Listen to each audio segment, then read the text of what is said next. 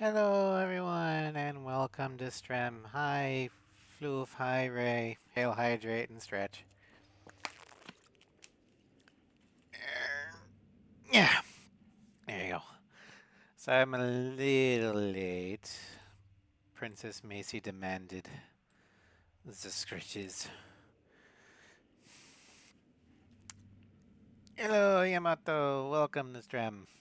So today we're gonna go through the fifth batch of aircraft for the showcase.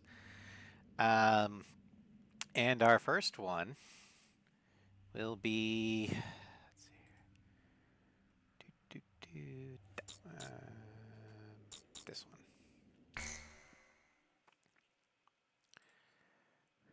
Kitty Kissner? No, no kitty. Not the princess from Aruja. My cat, Macy. Head Operations has issued an emergency She order wanted for a reconnaissance mission uppies and conducted near the border. scritches, so I gave her uppies and scritches. You will be monitoring the airspace B-7R, currently under Belkin control. Strong opposition is expected by enemy squadrons, and the presence of a magnetic... Alright, so...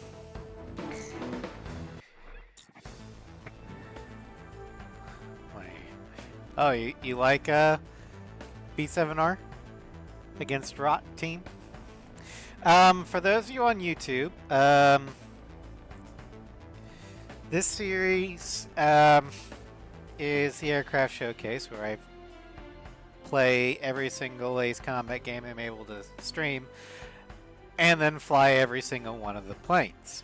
And then I unload my aircraftism on you guys and talk about the plane both in-game and out of game. I've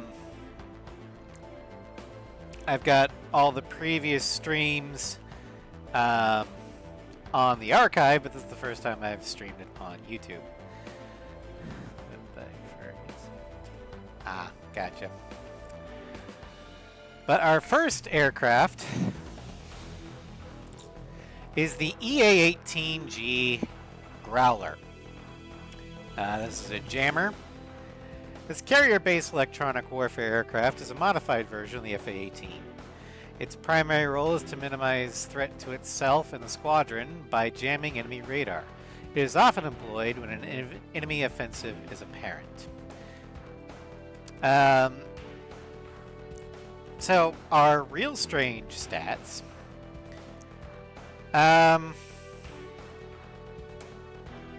Is the Boeing E-18G Growler. It was derived from the McDonnell Douglas FA-18 Hornet, although it's actually more based off of the Boeing FA-18E Super Hornet. It was manufactured from 2004 to the present. It was introduced on September 22nd, 2009, and its first flight was August 15th, 2006. Its operators are the United States Navy and the Royal Australian Air Force. On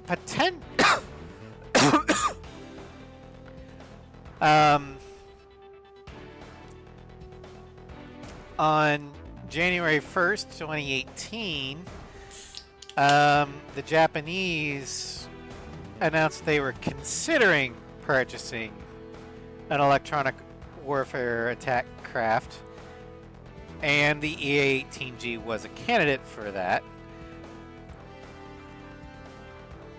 They haven't bought it as of yet, so I don't know if that's going to happen. But, you know.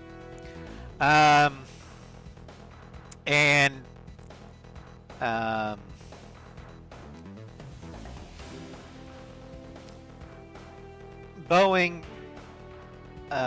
offered to export the Growler to Finland, but the Finnish Air Force selected the F-35 instead.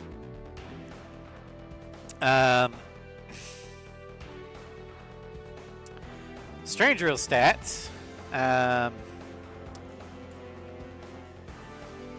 We've got a 78 in speed, 75 in mobility, a 74 in stability, a 52 in defense, 65 in air-to-air, and a 69 in air-to-ground.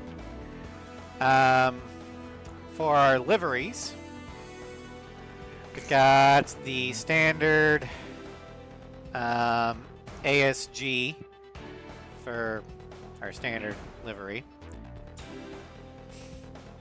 Our Merc livery is two-tone gray splinter with black nose, almost like an aggressor. Soldier is loosely based on NSAWC's aggressor FA-18A. I don't know what the NSAWC is. Let me look that up real quick.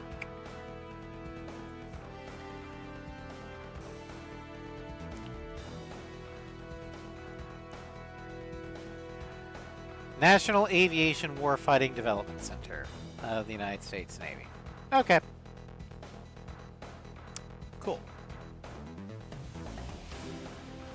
Then we've got the Knight. We've got, well, they call it the Ocean Blue Camouflage. I call it the JASDF Marine Blue Camouflage, which is probably what the proposed Growler would have looked like if the Japanese bought it. And then the special is what I like to call the Soviet Arctic Splinter, or Arctic Camo.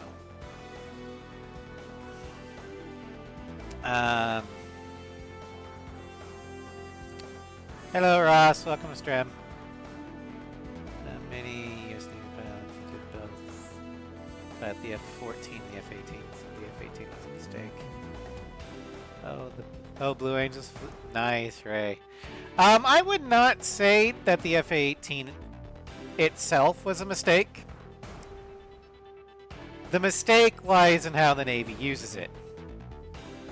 The Navy is using it as a jack of all trades, and as or between 2006 to whenever the F-35s came out, the Hornet was the Navy's only combat aircraft.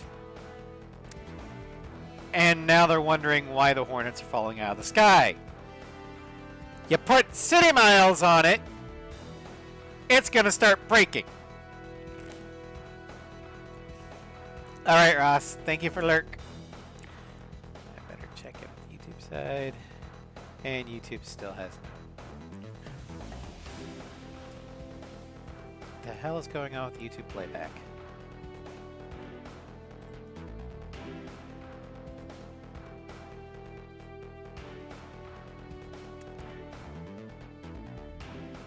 Okay, whatever.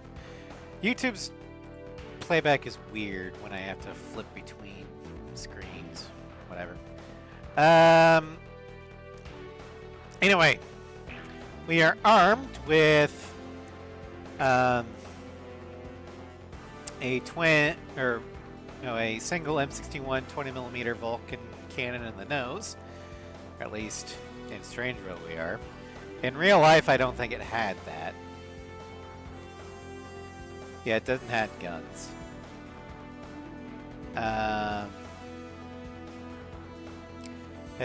Real life, it had 9 hard points, 6 under wing, 3 under fuselage. Capacity is almost 18,000 pounds of external fuel and ordnance. In real life, this thing had no sidewinders. Instead, it had ALQ 218 detection pods, as well as other under pylons. But this is Ace Combat, so we don't care about that. This is really 15EX, yes. I can tell you exactly why the Tomcat didn't get the EX treatment. Iran. That's why. We had sold the F-14 to the Shah of Iran back in the early 70s. When Iran's revolution happened and they became the Islamic Republic of Iran,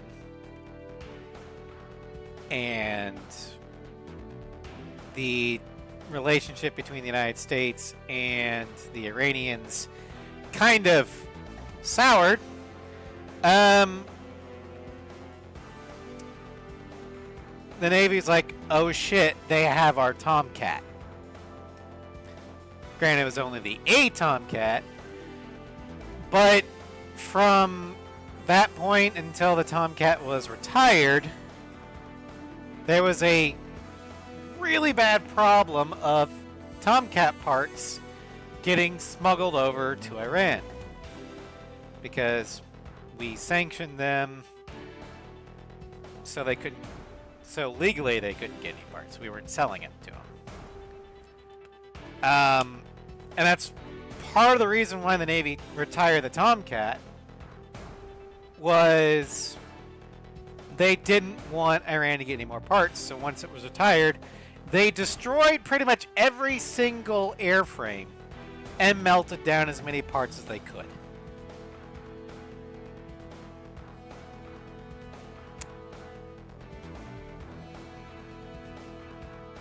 That's why there's only a couple airframes left and they're all stripped. Oh yeah, it's very sad. That's also probably why when the Raptor came out, Congress unanimously passed a law saying you can't sell the Raptor to anyone but the United States Air Force, because we don't want anyone else to have it. Anyway, that said, the Navy should have diversified its fleet, or its air wing, a long time ago. Anyway, yeah, it is good to export because the Raptor can see it and lock onto it and out dogfight it. That's why it's good to export.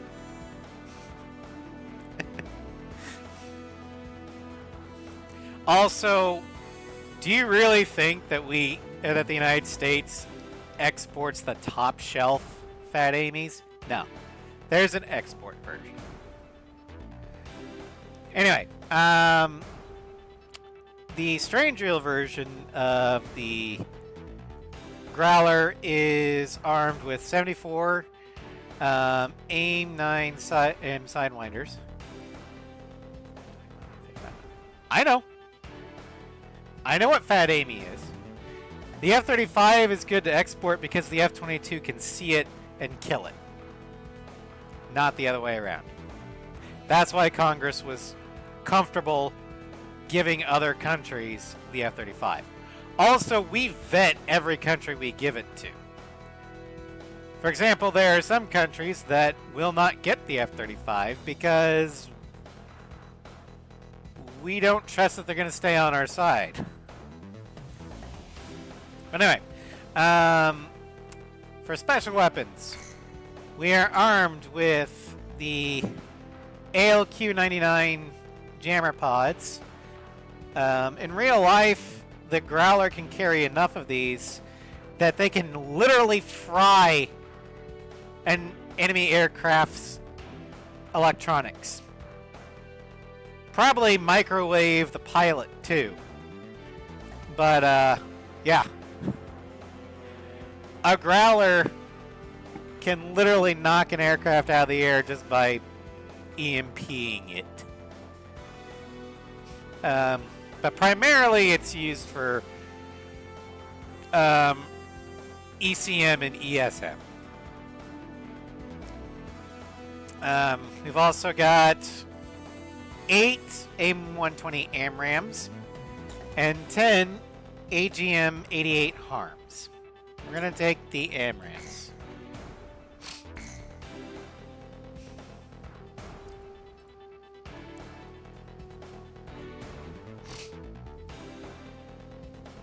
All right.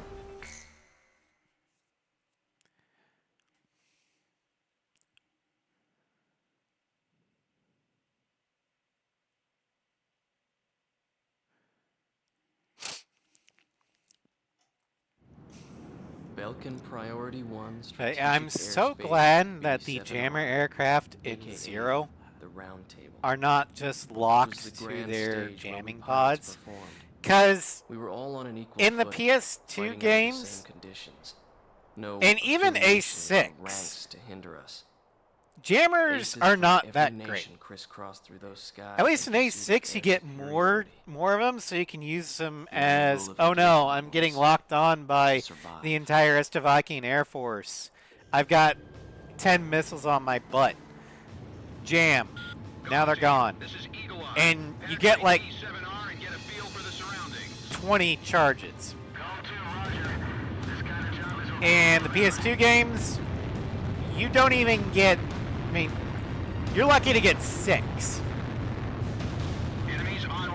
They don't last for very long, and they might be able to fool 1 or 2 missiles. So Zero giving the jammer aircraft other weapons is great, because that means they're actually combat viable. Now in A7,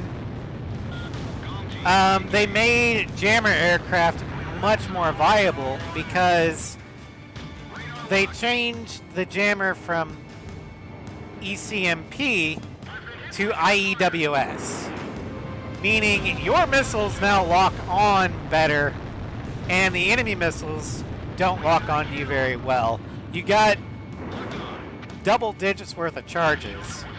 Oh, and it lasts for a good 30 seconds.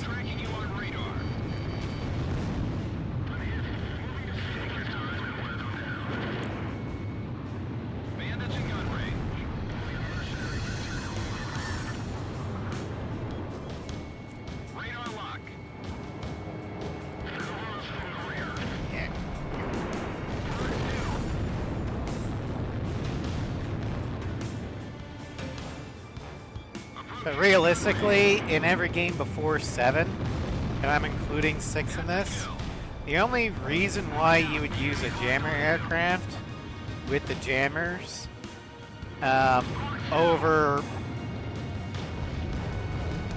a weapon that actually did damage is if you were going for the guns only run. You flip that up, and if you accidentally hit your missile button because of muscle memory, you just activate a jammer.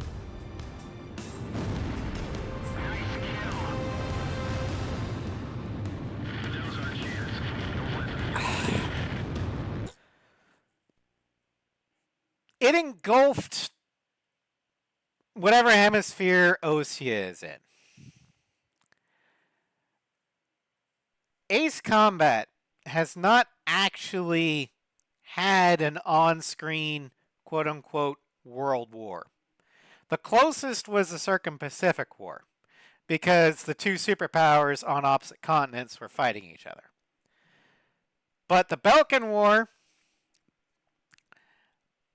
it says it involved Yuktobania, but we don't have any on-screen evidence of the Yuktobanians actually fighting in the Balkan War.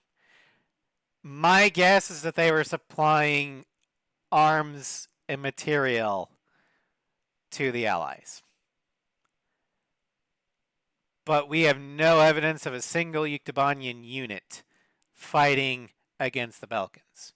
We've got Yuktobanian units that were fighting for the Balkans, Schwartz Squadron, but I don't consider the Balkan War a truly world war.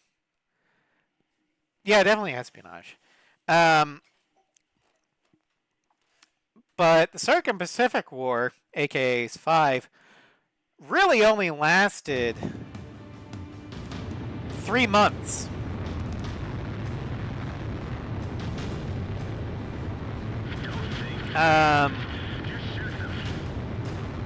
The Yuzian Continental War was just that, Yuzian. The Ameri-Estavakian War was just up on Ania. The Aurelian-Lasath War was just between Aurelia and Lasath. Now, even the Lighthouse War isn't really a world war. Because other than Ocean ports getting struck at the outset of the war, all the fighting took place on Yusia. And yeah, the global satellite network crashed. But in all odds, Stranger has the capability of launching something to deal with the satellite debris. They could just build another Arcbird. It's not that problem. Hi, Morgan. Welcome to stream.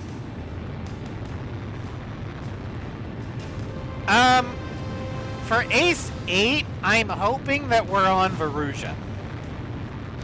You are not too late. We're on the first aircraft. Your aircraft is number 5. Warning, radar shows additional craft approaching area B7R at high speed. But I would like to see countries that we've either never heard of before or play as the Yuktobanians. Well, as long as you didn't get caught, I guess. And nobody got hurt. But I don't condone traffic oopsies. Hear that, Twitch and YouTube?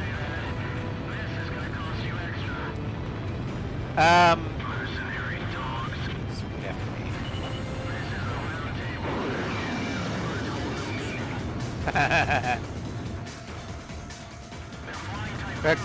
That would be a cool one. Or Seattle, or... There's so many countries on the Verusian continent that we don't know about. I would love to see one of them. Another one that I'd be interested in, it doesn't have to be Ace 8. I'd be okay with it being a spin-off game. But I would like to play as the Eastern faction in the Estavakian Civil War.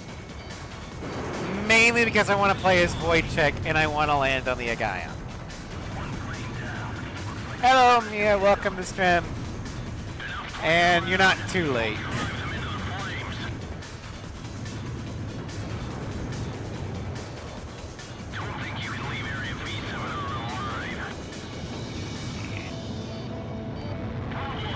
Mainly what you missed was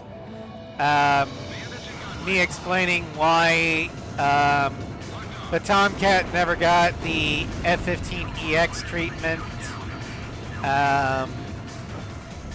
Explain that the Growler can actually, in real life, fry enemy aircraft's electronics and probably microwave the pilot.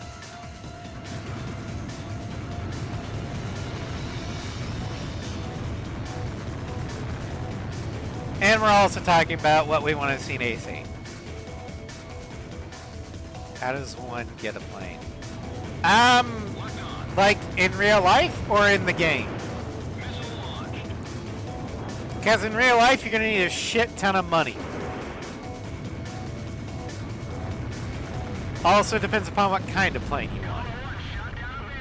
Game mode. You earn enough credits to buy it. All Belkin reinforcements confirmed down. Mission complete. Return to base. There's a battlefield. Hello, Zakale. Incoming message from Allied Forces Operations Command. Small country being Allied Naval Force has begun its advance. We appreciate if it's a your work. small country, I don't think they should, as the protagonist, I don't think they should be going up against Yuktobania. Because Yuktobania is basically Russia without the Russian debuff. Yuktobania is actually somewhat competent.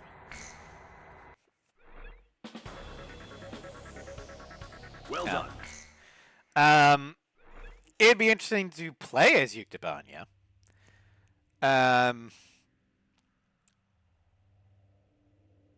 I would also be okay with Yuktobanya being the antagonist again, but it'd have to be like a coalition of smaller nations. We should be able to fly the Dorito of Death in Ace 8. You mean the B2? Because you can do that in Assault Horizon. Ukes were actually able to somewhat fight us. They were. It's a textual effect at the moment the demigod protagonist fucks off. Yuktobanya pushes OC to stand. Yeah. However, the demigod protagonist doesn't fuck off. They were ordered to their death. We quote-unquote died and then started fighting the real enemy, Belka. So I guess you could say we fucked off, but we had a good... Protagonist had a good reason for fucking off. Shakes Kane. I think you could also fly the B2 in Infinity, but... Wrong. Fucked off equals disavowed. Yeah. All right. Excuse me. So that was the Growler. Next up, we have my favorite European plane. And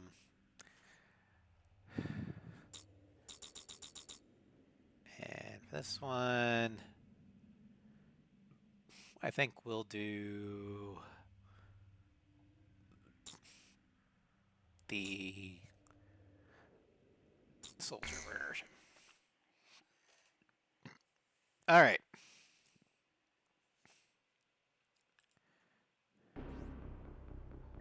I'll transmit the latest data we've received from the Allied forces. Call sign According to this, Razor. the damage That's a protected shout by out an to intensive Assault Horizon. anti-aircraft defense network. Because the bomber Together with pilot's this, the Allied call sign squadron was will Razor. draw anti-aircraft fire to itself in the skies. Meanwhile, GOM team will join the Allied squad's Avalon Dam strike team and approach the target at low altitude through the canyon. That's the only way we stand a chance at succeeding. If you destroy the V2 launch control facility, you should be able to stop the weapon from being fired. The V2 will probably be equipped with a nuclear Yay, warhead. 15 stream The streak. destruction caused That by its single counted warhead accurately for will once. most Yay. likely dwarf the damage inflicted by that tactical nuclear attack before. All the Allied forces will be mobilized for this full-scale It would be operation. interesting to fly a bomber Since this again war doesn't in wanna Ace come to Combat. an end, we I must would- stop the V2 launch. I'm also in the minority that in Assault Horizon, I actually liked flying the helicopters. I thought that was kind of cool.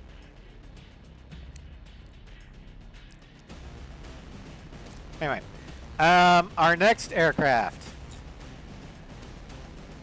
the Dassault Rafale M, a multi-role carrier-based aircraft characterized by its delta wing and canards. A well-balanced plane that can handle a wide range of missions. Its name loosely translates as Squall. I did not like the AC-130 in Assault Horizon. Mainly because it tried too much to be Call of Duty. And you can barely see the targets. Also, that mission went on for far too long. I get why they put it in there.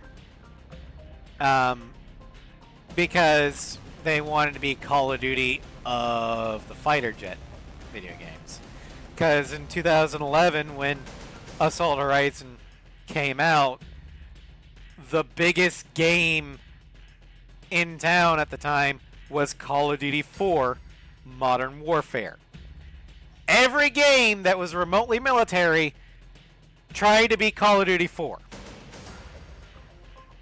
Jets available in Battlefield 6, F-16, F-22, the SU-57, and the Gripen.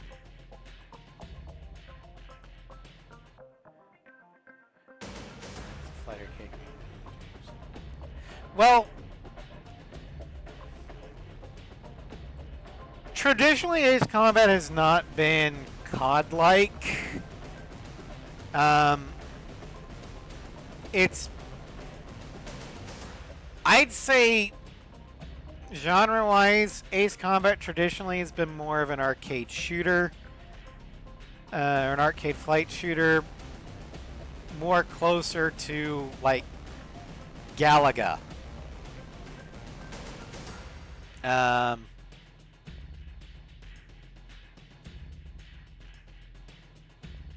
The Assault Horizon, though, kind of abandoned the Metal Gear-esque plot or plot lines of Strange Reel and went for a more traditional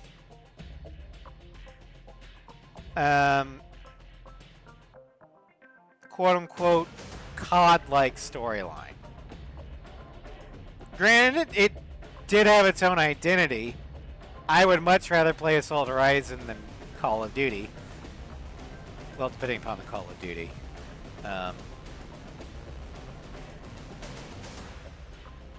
But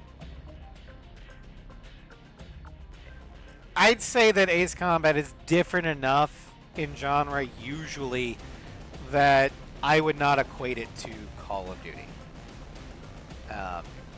And I'm not trying to say that Call of Duty is or was a bad genre. I love the early Call of Duties. I love Call of Duty 4. That doesn't mean that I think that every game should be Call of Duty 4. But anyway. Real strange stats. The Rafale M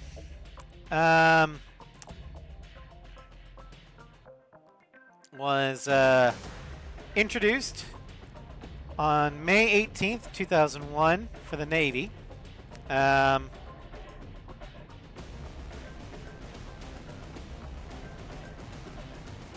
It doesn't give a breakdown as to how many were manufactured by versions, but the total number of Rafales across all versions is 300 as of October 2025. All Rafales have been produced since 1986. They are manufactured by Dassault Aviation. They are multi-role. And the sole operator of the Rafale M, Marine, is the Marine Nationale, aka the French Navy. Now, other nations do have other variants of the Rafale. Croatia has Rafale C's.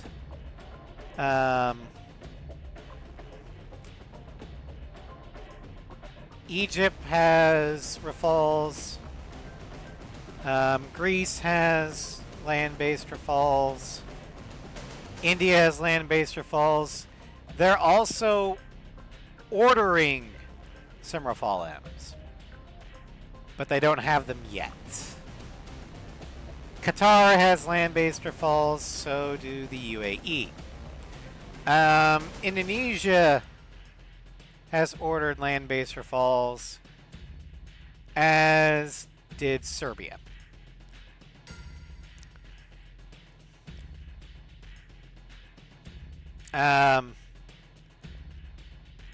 Basically, the Rafale in real life is what the Hornet is supposed to be.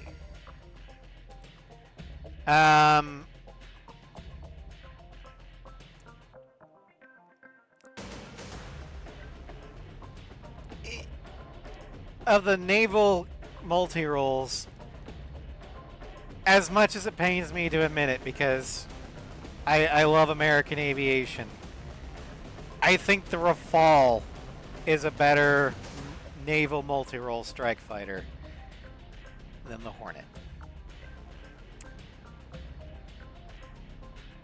Not an ad during the explain.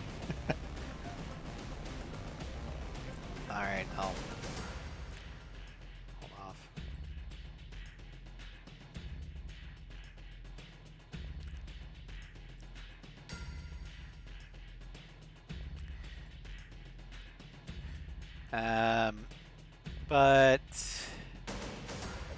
the how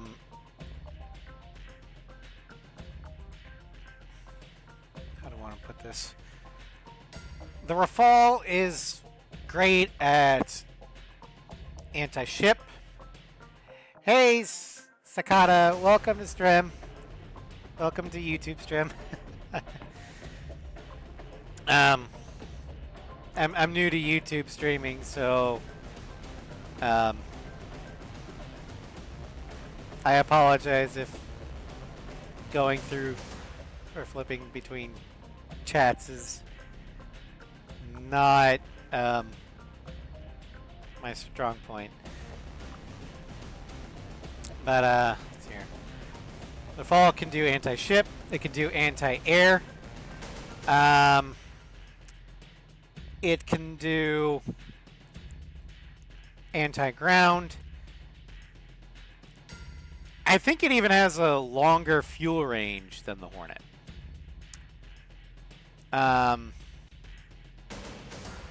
So yeah, the French cooked on this one. But anyway, Strange Rail stats.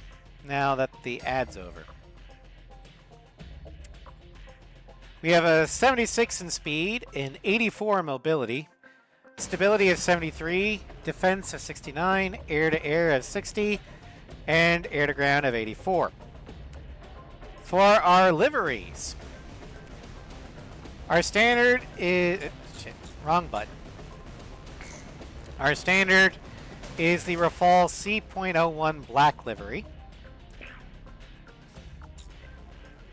The Merc is the light gray livery. Soldier is the gray camo from Ace 5. I actually do kind of like this one, because it doesn't look just boring gray. It's got some pattern to it.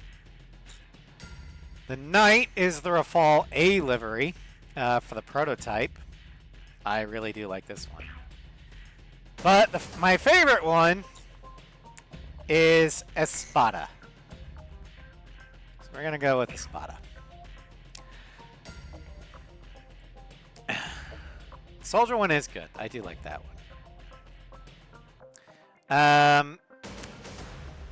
As for our armament, we are armed with one 30mm Giat 30 autocannon, and it is located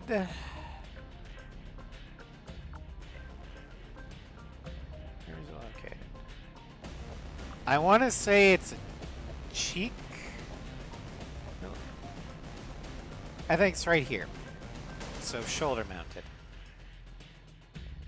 Yeah, because there's nothing. Yeah, that's right there. Espada is my favorite Rafale livery. We're also armed with, for standard missiles, we got 74 of the R.550 Magic heat-seeking missiles, 14 of the AM-39 Exocets, the anti-ship missile,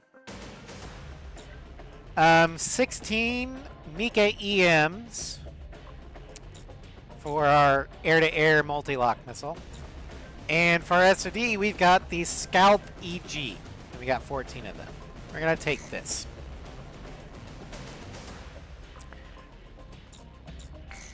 Alrighty.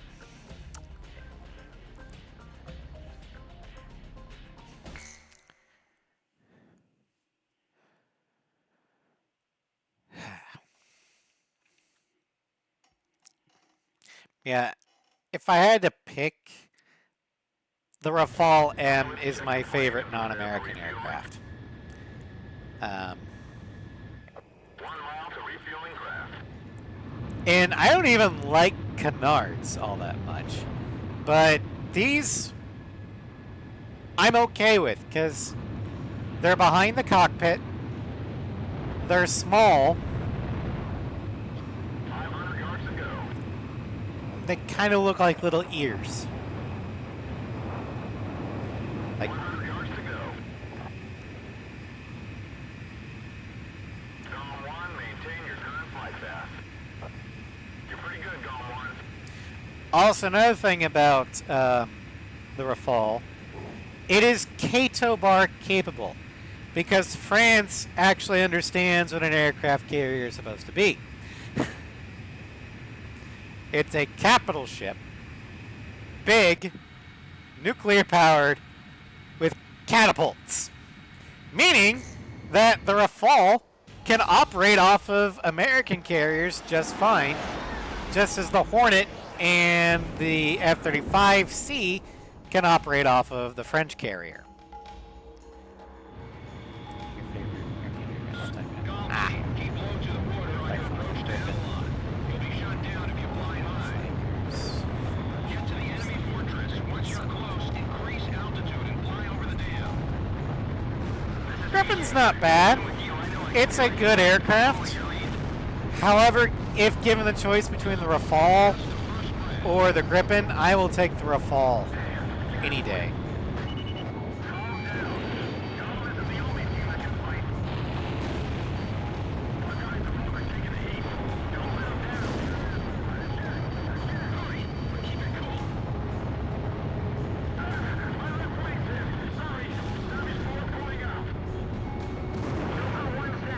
Why did I double fire that?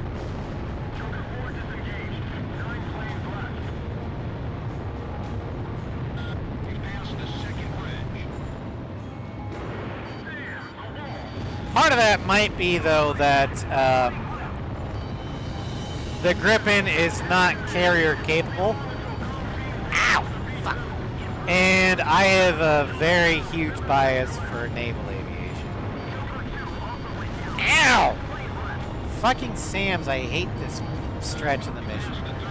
You can't really dodge the SAMs.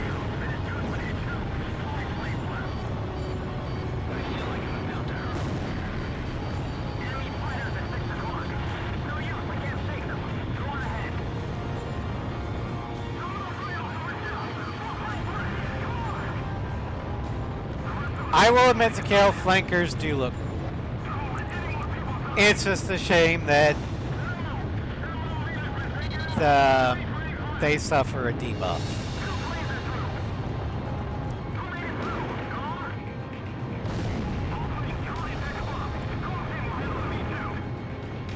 Yeah, it's the same.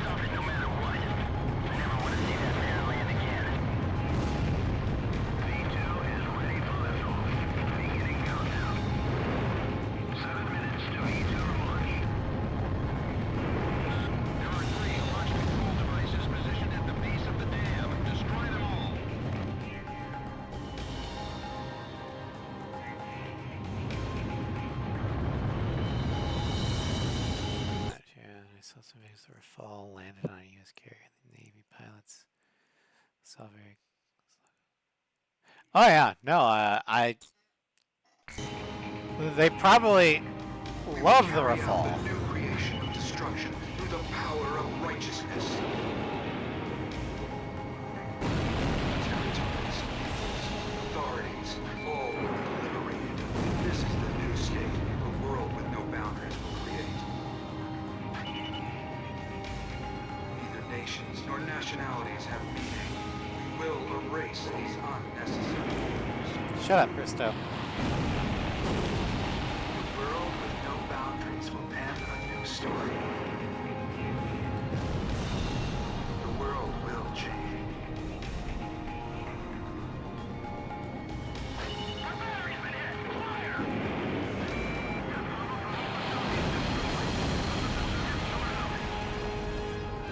Take out the launch control devices before barriers close up and cover their facility. These barriers can even withstand nuclear attacks. Show them what Avalon is all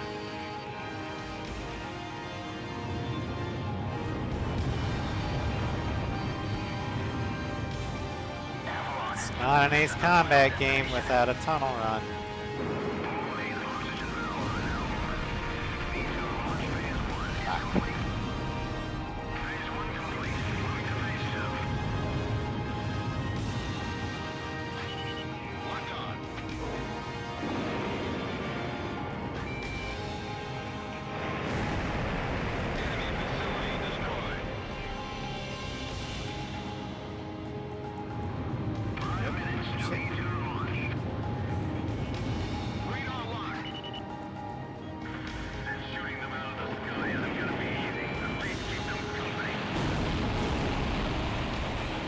one more pass.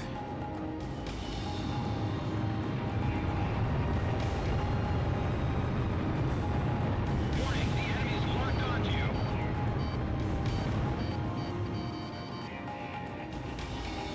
Radar lock. The control facility barriers are halfway closed. Move it, comm team. I'm going, Eagle Eye. Jesus. Has the power been secured? Yeah, Locked on. by saying that France is the only other nation other than the United States that knows how to use a carrier, yeah, I'm definitely throwing shade at the Royal Navy. They have a glorified helicopter carrier.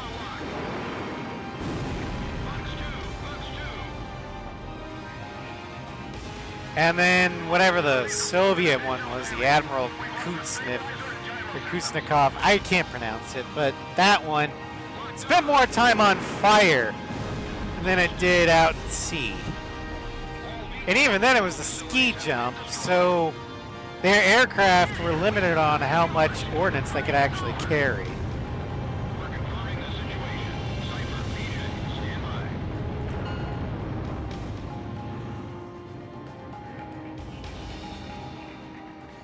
Navarro's finally over. So, I gotta go back to the base. I'm gonna propose to her when I get back. I even bought flowers. Warning, unknown target approaching at high speed. Break, break. Ah!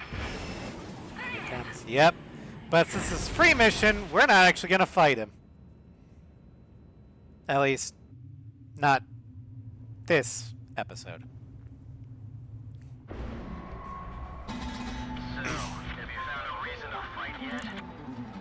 Buddy.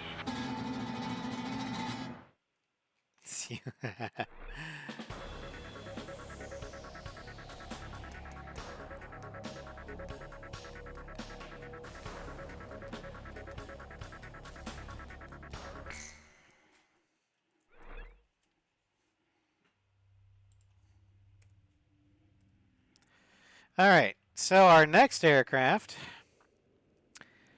speaking of Euros,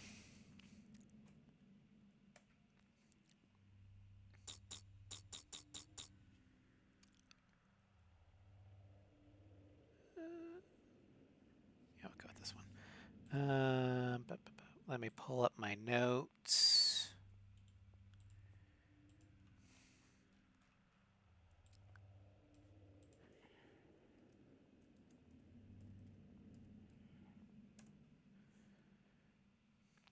That's not what I typed. All right. Yeah. All right.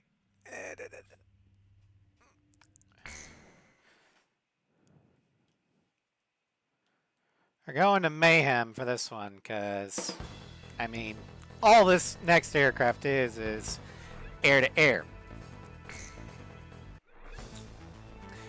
This is my favorite B-7R mission.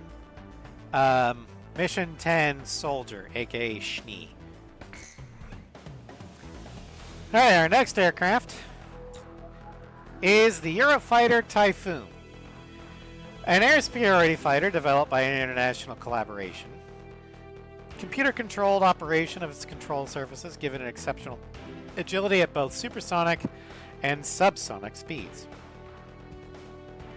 Now, for strange real lore, I'm gonna guess that the international collaboration are Yuzian countries, since Yuzia is basically the European Union.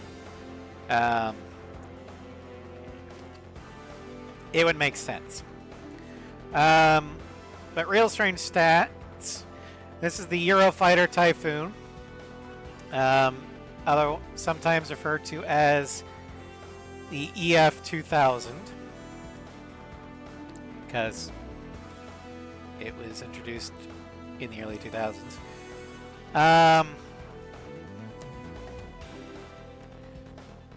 Let's see here. The manufacturer is Eurofighter GmbH. A German headquartered multinational company and joint venture that coordinates the design, production, and upgrade of the Eurofighter Typhoon. 609 mass production plus 7 prototypes have been built as of January 2025. It's been manufactured since 1994. Its first flight was on March 27th, 1994. And its introduction was August 4th, 2003.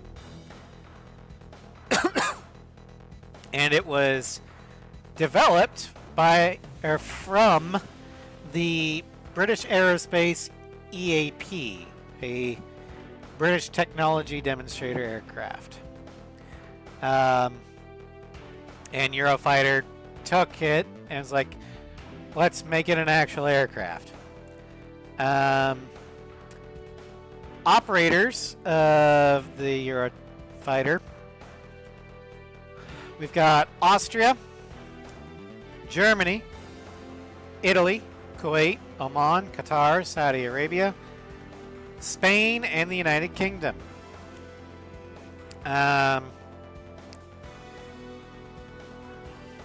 France was originally going to be part of the Eurofighter program, but after trying to take control of it, they were booted from the chat.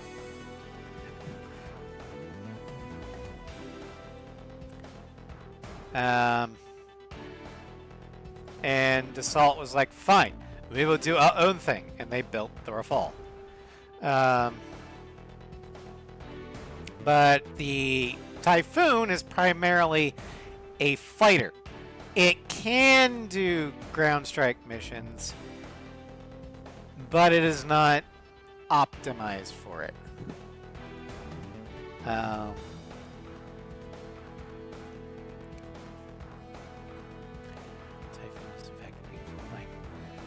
For the most part, the main thing I don't like about the Typhoon are the canards. For my taste, the canards are too far forward. I prefer... I mean, they're the right size, don't get me wrong. I'm okay with the size of the canards. But I prefer to have the canards back here behind the cockpit. But Dassault likes to ruin clads. They're French. What do you expect?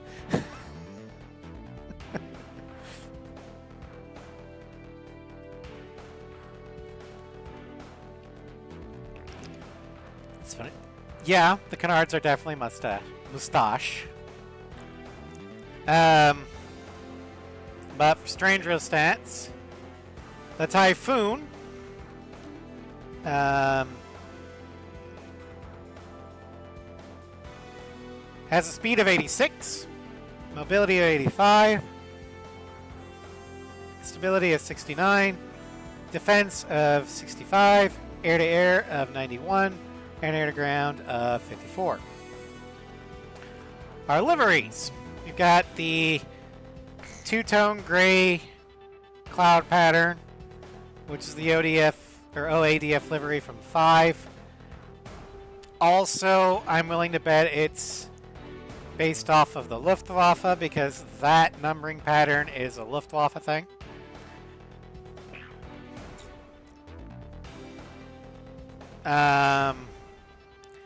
Then we've got the two-tone brown, similar to Ace 4's Rougeon livery.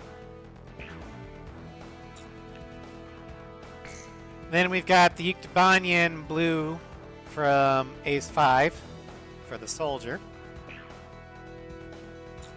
The knight is black body based off of the Typhoon prototype ZH588. Which I would actually say this is more RAF because of the markings. But the best one is Rot. I love this livery. It's the best Typhoon livery.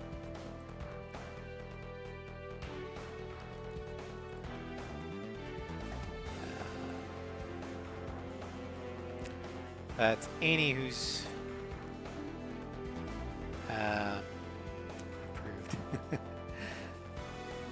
We've got, for our weaponry, we are armed with 78 AIM-9M Sidewinders for standard missiles. For the cannon, which is located right there, shoulder mount again. The gun is a 27mm Mauser BK-27 rotary cannon. It's a revolver cannon. Okay. Oh! Revolver cannon is one barrel, but multi-chambered. Instead of a true rotary cannon, which has multiple barrels. Okay. I get it now. We've also got...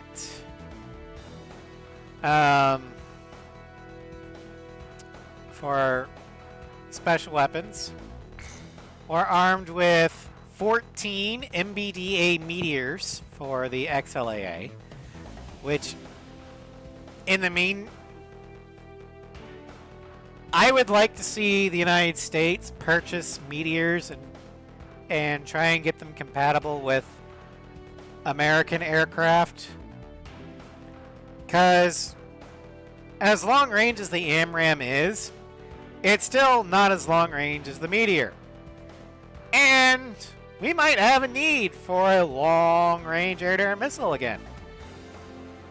We used to have one until we got rid of the Tomcat. Anyway, then for our SOD, we've got 16 of these Storm Shadows. And then for the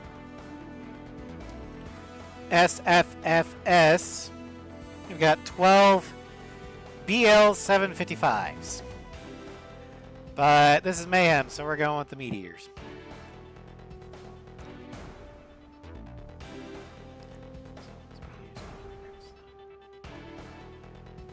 What do you mean no aircraft is allowed to use your Meteors? Doesn't Brazil have the Gripen?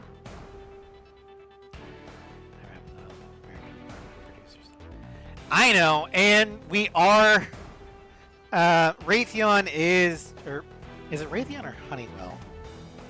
One of them is coming up with a long-range missile that will be actually hypersonic.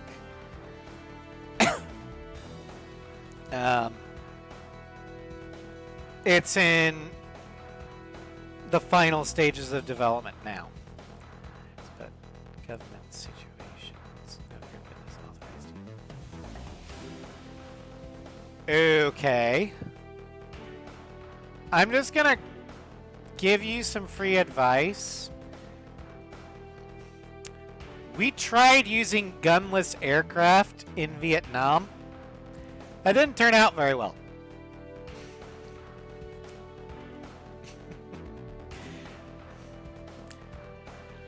But anyway.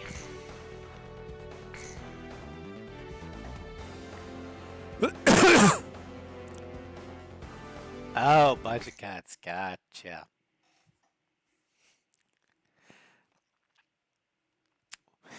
We don't need ammo.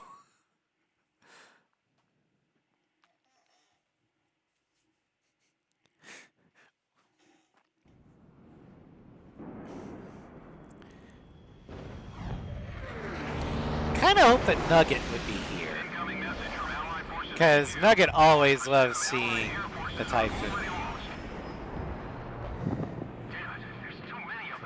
Oh my god. But yeah, Nugget's favorite aircraft is the Typhoon. Well, modern aircraft is the Typhoon. I think his actual favorite aircraft is the English Electric Lightning.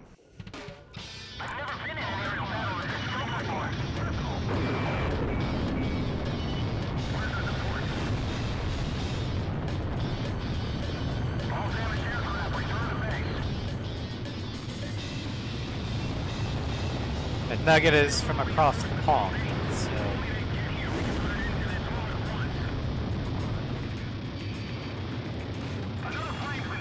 So his country's aircraft is the Typhoon. The round table, nothing special. I'll take care of things.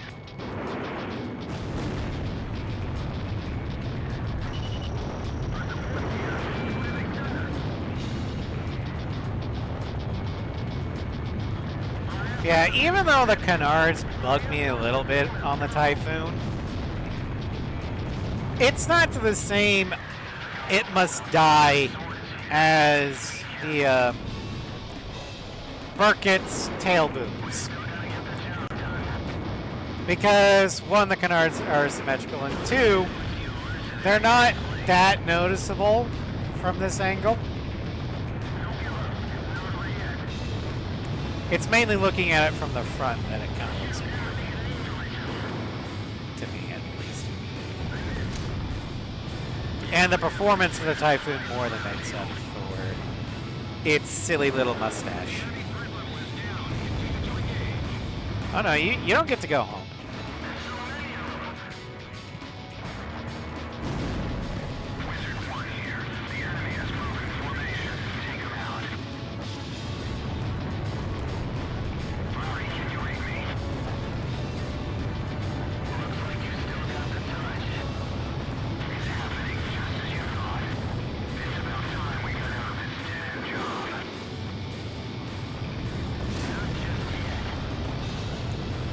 Yeah, the Typhoon is also capable of carrying the AMRAAM.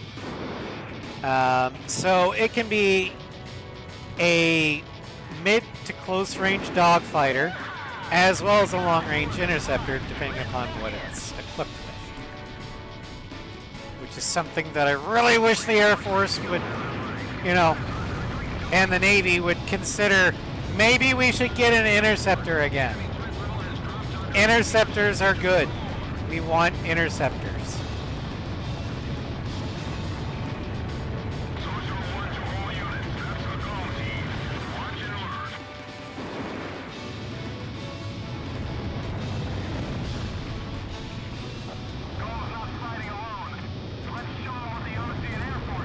I know it feels like I'm fighting alone.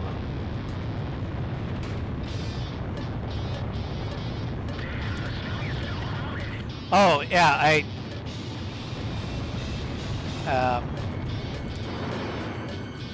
I forgot to mention it today. I think I might have mentioned it yesterday. I would love a new F-14. But today, let's see here. 2025. I need to do some math real quick. I'm sorry, I'm doing something.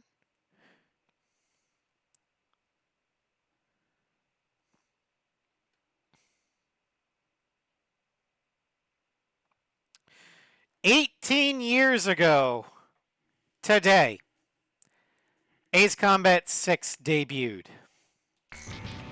So happy 18th anniversary, Ace Combat 6. You can now legally vote in the United States. Enjoy.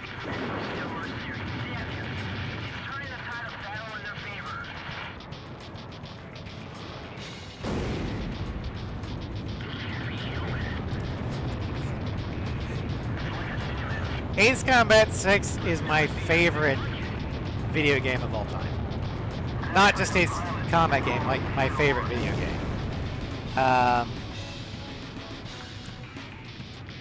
And I think it still holds up remarkably well. Granted, it does have the, for lack of a better term, the piss filter that every game from the from the late 2000s had for gritty realism. But it had some of the funnest gameplay in Ace Combat history. I have sunk literal years worth of gameplay into that game. And not just from my streaming content. That is its only weak spot, yeah. Well, that was... The cutscene writing isn't exactly the greatest either. But yeah, Ace 6 being Xbox exclusive did hurt it. However, upon its release date, I don't think the Gen 1 PS3 could handle it. Because even on the 360, if you get hit by Chandelier, it crashes the game. Yep. Schnee!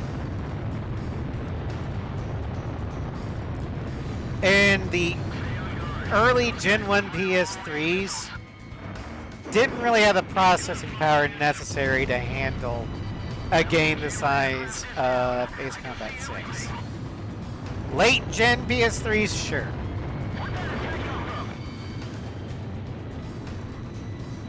But not early Gen.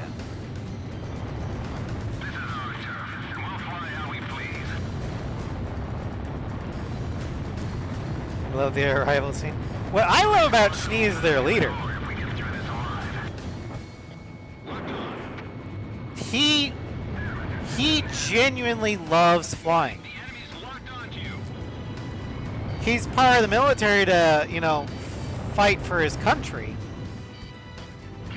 But he is quite content to be a civilian pilot too. He just likes to fly. And so whenever people try and defend Mihai saying, oh, he just wanted to stay flying, that's why he joined the EASA. It's like, no, he wanted to kill. If he wanted to just stay in the air, he would have gone civilian.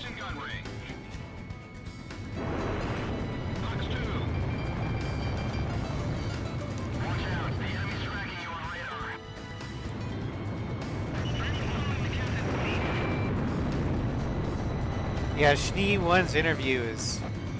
He's the only one that's happy. Like, Schnee Leader won at life. He might have gotten shot down, but he found a civilian flight instructor job that he's clearly happy with. He has no baggage from the war. And when asked if he wants to meet Cypher again, he's like, yeah, I'd love to fly with him again. And notice he said with, not against. He would love to be in the same sky as Cypher again. Because flying against Cypher, he found exhilarating. And he'd love to fly with Cypher again, just, you know, in like maybe acrobatics. He just wants the maneuvers, the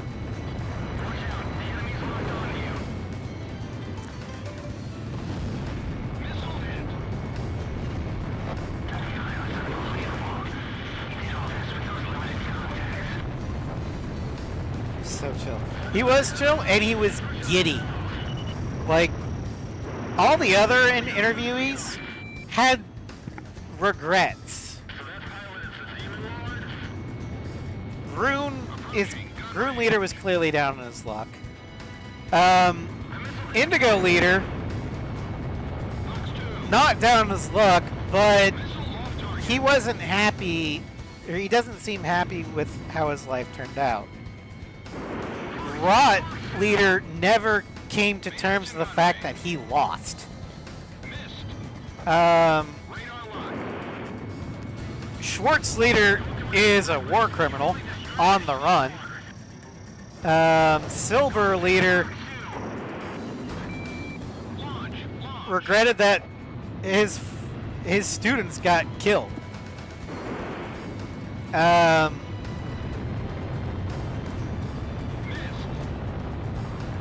poor Gelb 2 has frickin' PTSD.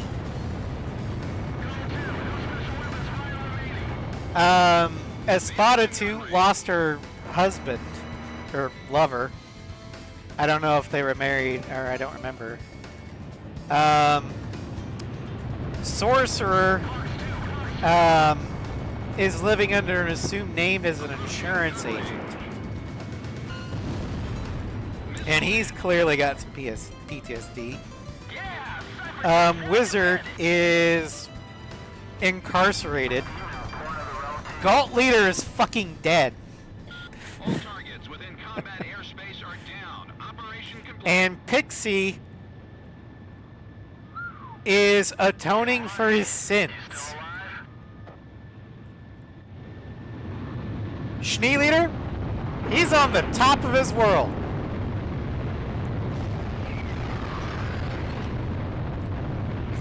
Because all he did was he did his duty as a pilot in the Belkin Air Force, was shot down, couldn't get back up in the air before the Belkin surrendered. He's like, all right, well, we lost. Belka is no longer a threat. I live in territory that is now being ceded to Osea.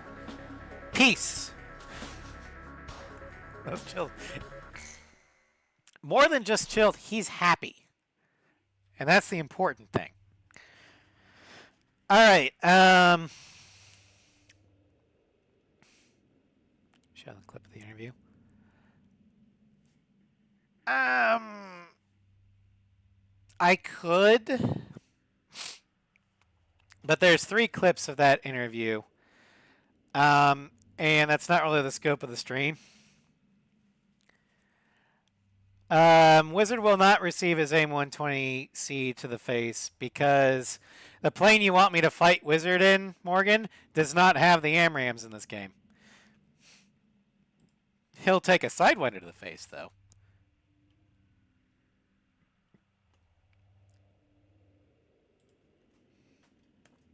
Alright, so before we head on to the next mission, I need to take a quick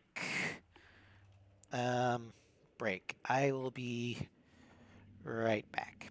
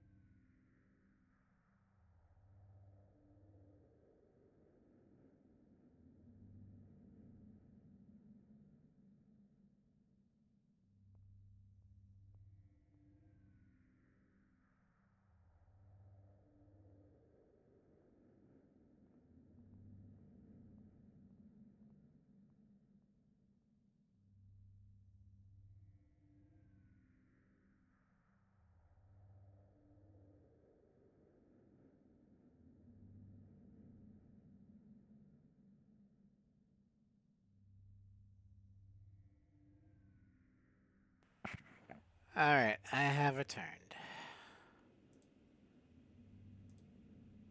Okay. Aircraft number 4.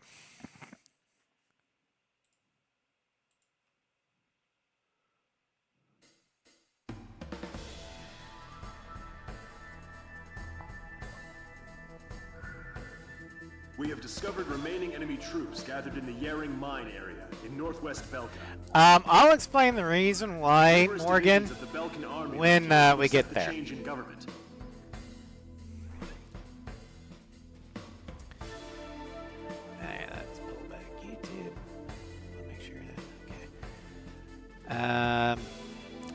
Now, this next aircraft is named weird.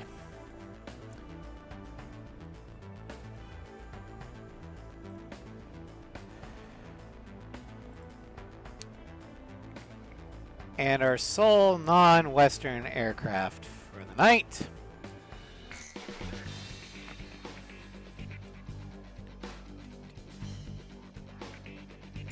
The Su-32 Strike Flanker. A modified Su-27 called the Strike Flanker.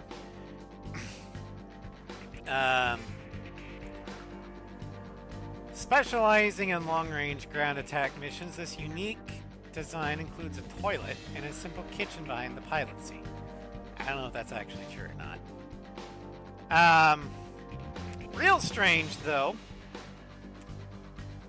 This is the Sukhoi Su-34. The fullback for NATO call sign, or code name. It is a fighter bomber / strike fighter. Its national origin is the Soviet Union, later Russian Federation.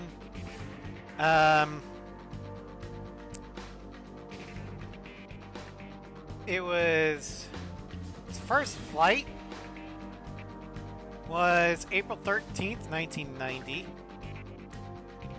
However, its manufacturing in its current form didn't really start until 2006. Yeah. Soviets had a concept, they built a prototype, flew it, and then they kind of collapsed. And it wasn't until 2006, basically 16 years later, that they were able to mass produce this thing.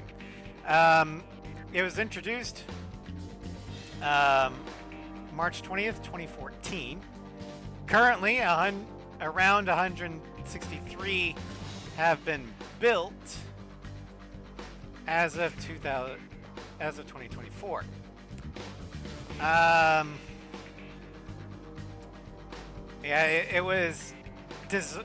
It suffered in developmental hell. Current operators is just the Russian Air Force, VKS. It is a duck. Yeah, the reason why they call it the Su-32 is this game came out around the same time that the fullback was entering production, like mass production. So it wasn't really officially designated yet. It also wasn't officially named yet. Hence why it's still called the Su-32. As for our strange real stats, we have a speed of 63, a mobility of 67, stability of 79, defense of 78, air-to-air of 51, and air-to-ground of 96, which isn't bad for an attacker. In fact, you could say this is a poor man's multi-role, because it can actually hold its own in the air, and it does have an air-to-air weapon. Our liveries, we got the 3-tone light blue, green. I think it's also the Ocean livery in a 7 for the fullback. Merc, we got the grayish blue with white nose, lean edges, largely based on the standard Russian VKS Su-24 Fencer. Then we got the brown and drab camo pattern. The 3-tone ice blue, based off the Su-30 MKI prototype, 06 blue of the Russian VKS. And then we've got the desert brown and green camo. We're gonna go with the Knight. As for armament, we are armed with one 30mm GSH 30-1 autocannon.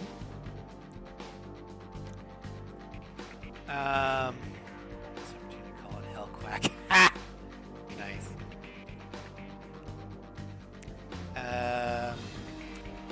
As for missiles, we've got 80 R-60 aphids, which is the Russian version of the Sidewinder. We've got 16 KH-29 Kedges for the XAGM.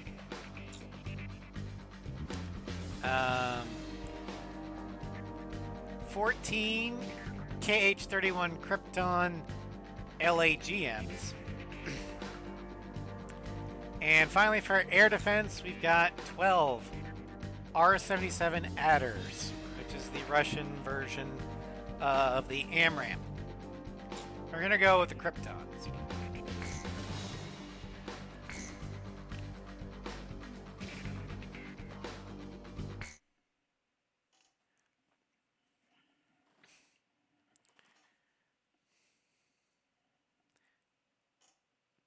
Now, in game, this is like if you're doing an attacker only run, this would be the one I would use for air to air,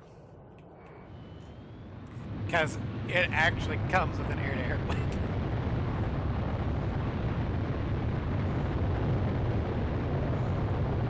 Although performance-wise, the Tornado's probably better than it, but you wouldn't have a dedicated air to air weapon. So. Altitude restrictions canceled. Return to your mission. Good luck.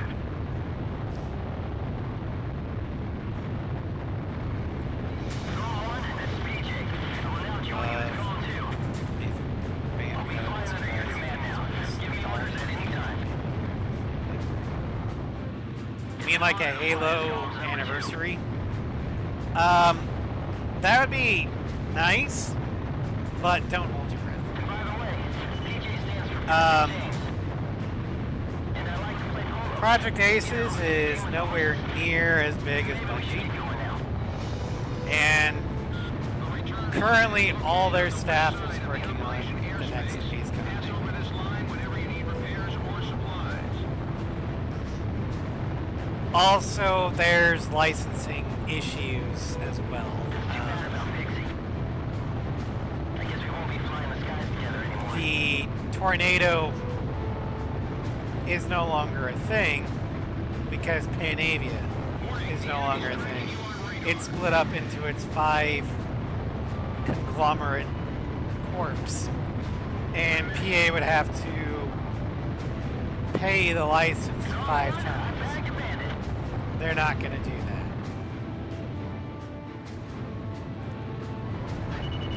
Oh, he's firing!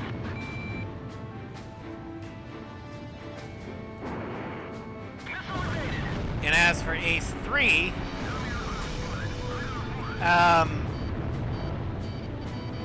I don't know if they particularly like how the Ace 3 story ended up going out.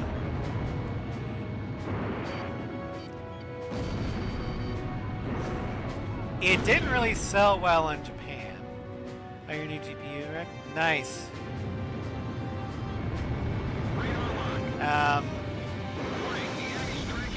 And overseas, Ace 3's campaign was just the UPEO campaign.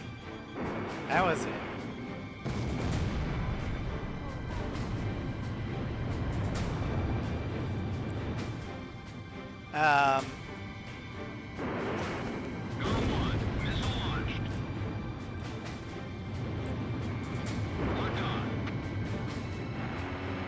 They did remake Ace 2 in Assault Horizon Legacy. Although their problem with that one is, one, they put it on the 3DS, and 2, they linked it to Assault Horizon when it had nothing to do with Assault Horizon. Although in Japan they call it cross rumble.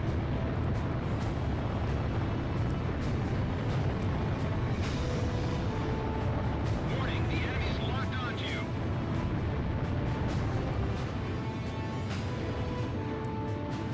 Missile evaded.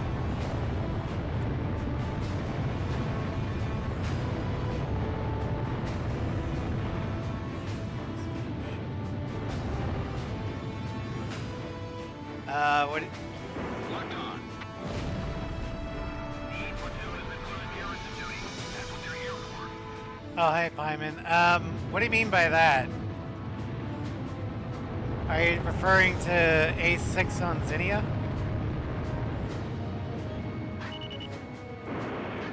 Magnum. Warning, the enemy's locked onto you.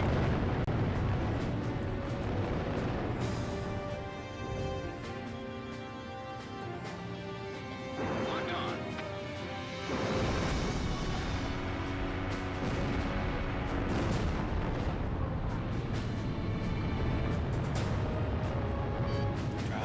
Missile break. Box 2. Oh. I don't know, I haven't really paid attention. EA artillery unit destroyed.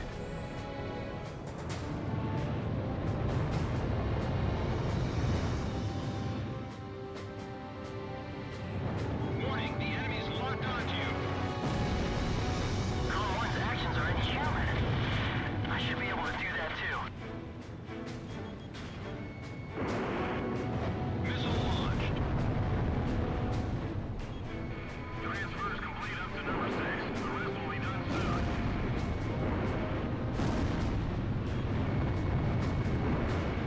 Box 2. Locked on. There's nothing to worry about. Go to positions.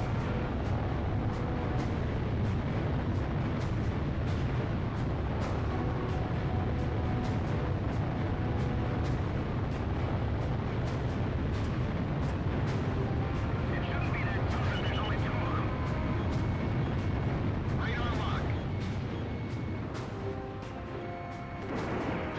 Column 1, Magnum. Come on. So, Belka still has an organized platoon. Box 2. Yeah, the fullback, I do like as an attacker, at least in Strange Real.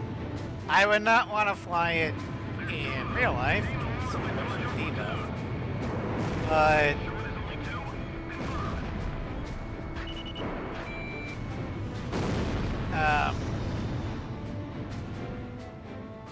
the fullback, I mean it. Column 1, missile launched.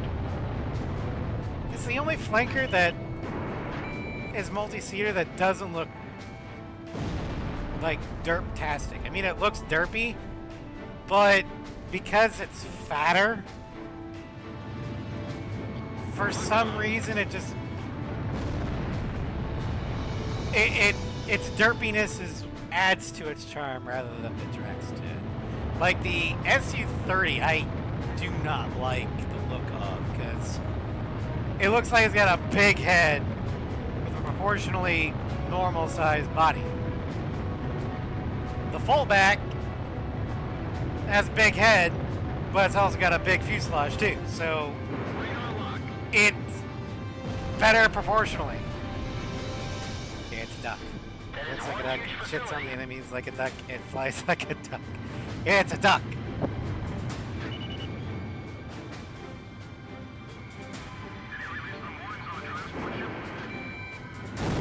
What's that huge hangar for?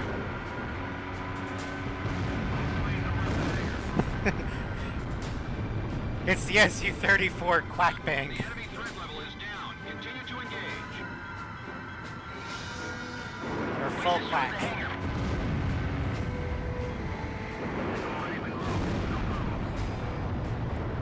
Damn, counterattacks are difficult.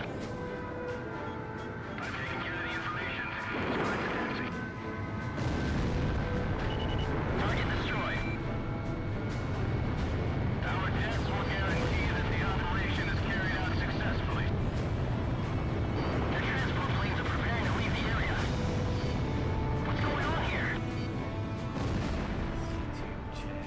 Why is YouTube so far behind in play? Oh my god.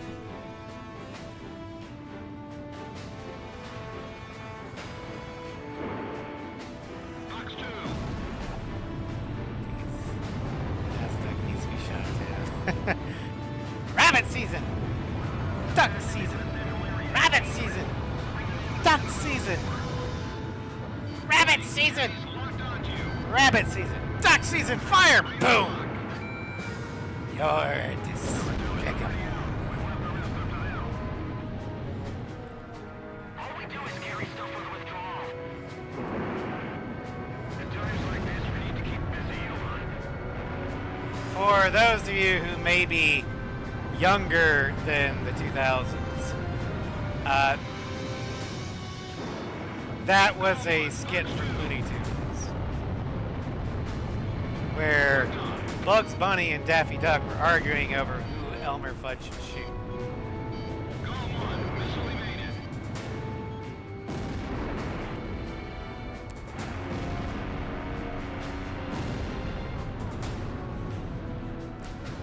This thing called Looney Tunes.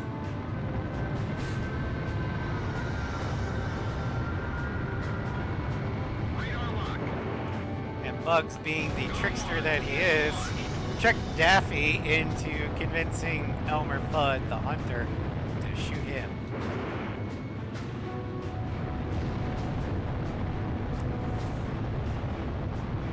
God, I miss those. I miss that era of cartoons. Column 1, box 2.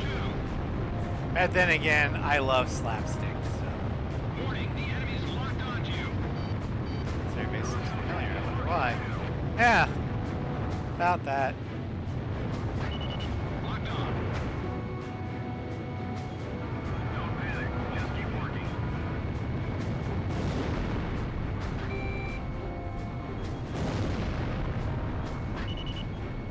The enemy threat level has dropped off even more.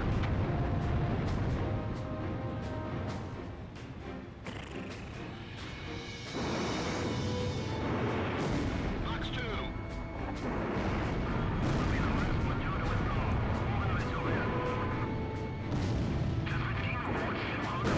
I know that Ace 6 missions are longer, or have a longer time limit than Ace 0 missions, and Ace 5 missions, Column 1, missile launch. PS2 missions in general. But why is it that the PS2 Annihilation missions feel like they go on for a lot longer than the Ace 6 ones? I know there's only 2, but those fighters can take this place alone. Column 1, box 2. Warning! The enemy's locked onto you! Missile evaded. I mean, maybe it's This war should be over already. because Why would they do this after all that's happened? you have an actual military with you. Maybe because there's more things, They're almost gone. or the map isn't as empty. I don't know. Column 1, I bagged a bandit.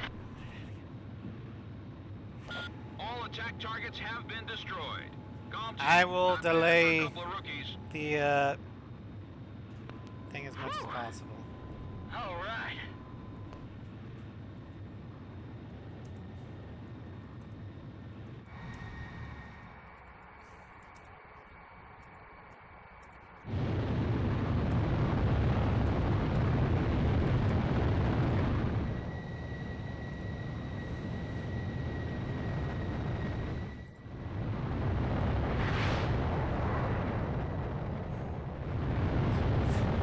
Fat Amy's not that bad.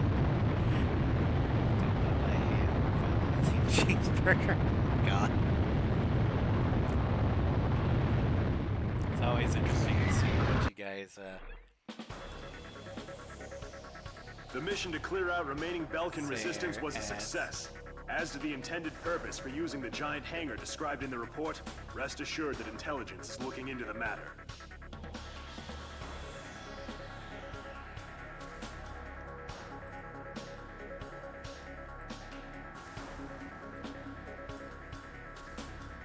All right. Next aircraft.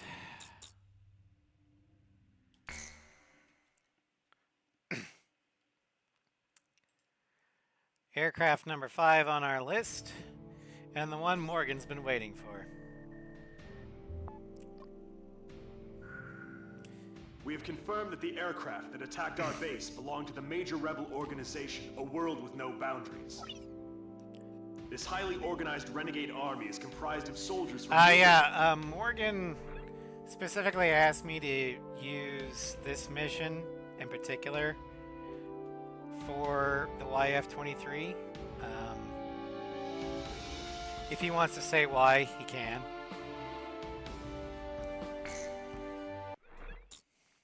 I mean, I was going to use this mission, but it was going to be against Sorcerer instead of Wizard.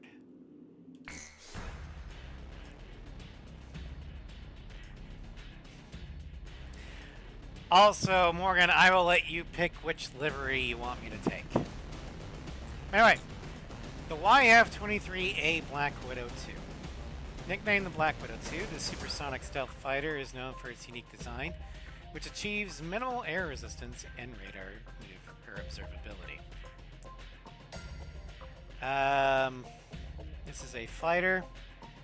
However, it never, as the Y in YF-23 will indicate, it never got past the prototype stage. It was developed by Northrop as a stealth fighter prototype technology demonstrator, developed for the USAF for the Advanced Tactical Fighter Program. It went up against the YF-22, and 2 prototypes were built. It was manufactured from 1989 to 1990, and its first flight was August 27th, 1990. 2 were built. It's canceled. The aircraft were retired. However, instead of dismantling the aircraft, both YF-23s are still, I believe, airworthy.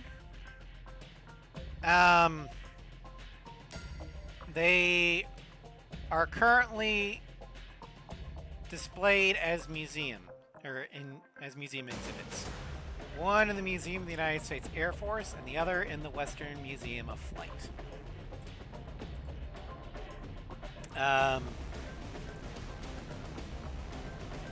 Now, a lot of people will say that the YF-23 deserved to win that program because on paper it does everything that the Raptor can do and more. I disagree.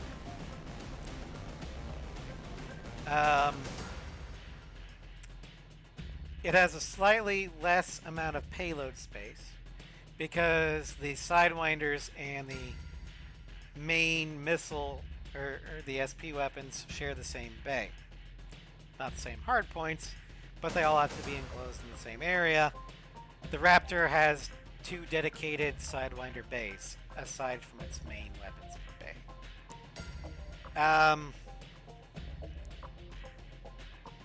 The 23 does not have thrust vectoring. And whether or not thrust vectoring is a useful thing in and of itself, the fact that the Raptor can do it if it has to, I think would give it the edge. But the main reason why the Black Widow was not chosen and the Raptor was because when it came time for testing day, the Raptor was ready. Black Widow wasn't. Black Widow wouldn't be ready for another few days. And in a combat scenario, you want the aircraft that's available to fly now, not the aircraft that is going to be showing up in a few days. So they gave it to Lockheed.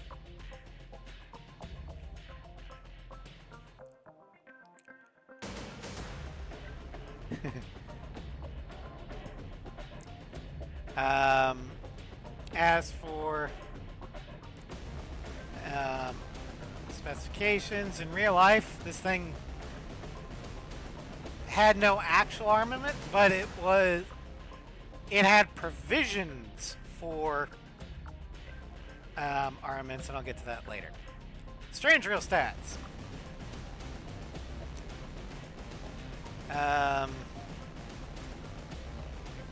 We have a speed of 83, mobility of 83, stability of 80, defense of 66, air-to-air of 94, and air-to-ground of 58. Our liveries, and Morgan, you can, after seeing all the liveries, you can tell me which one you want me to take. So we've got the standard gray Ghost. We've got the white body for the Merc. Soldier is the original Black Widow livery. Knight is black and white Arctic looking aggressor camo. And special is Wizard.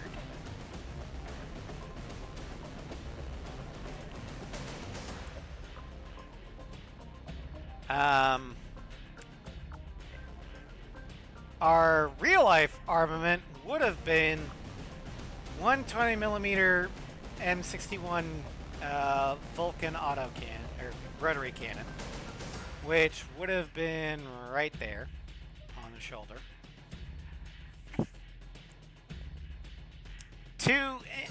It would have had hard points for 2 AIM-9 Sidewinders, and 4 hard points for either AIM-7 Sparrows or AIM-120 AMRAAMs. So you're right, Morgan. The real-life version would have had AMRAAMs. It just didn't.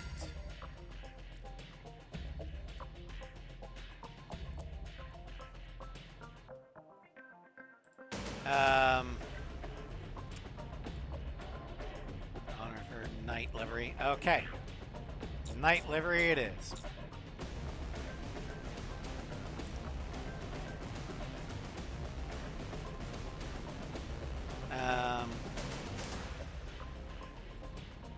Our stranger weapons, aside from the M61 Vulcan, we've got 80 AIM-9M Sidewinders, 12 AIM-9X Sidewinder QAAMs. I don't know what model this is. I think it was just made for the game. We've got napalm bombs, 12 of them. And we've got 10 salvos of the bomblet dispenser. Again, this is a fictional model. I don't know what it is. We're going to take the QAMs.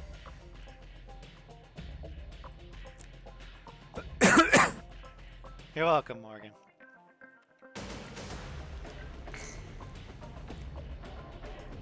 All right. Let us venture forth.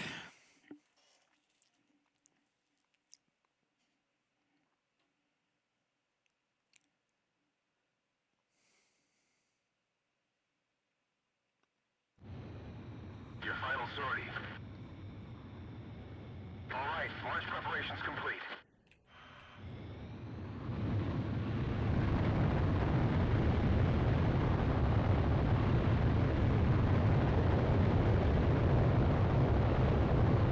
Yeah, normally Project Aces will give the YF-23 either QAMs or Sparrow type missiles along with unguided bombs, primarily to differentiate it with the Raptor.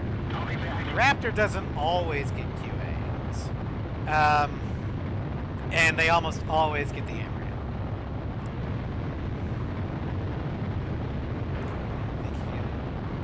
Manage an S rank. I can try.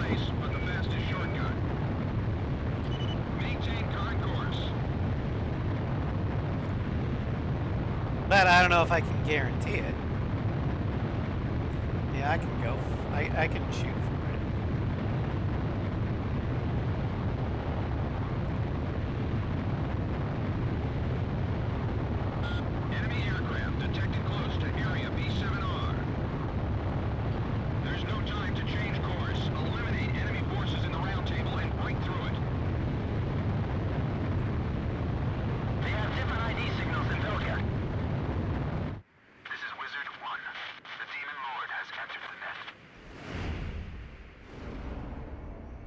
Especially since QAMs in this game are dog shit. Roger. Let's begin. Target acquired. There's 4 of them. They're approaching from the front.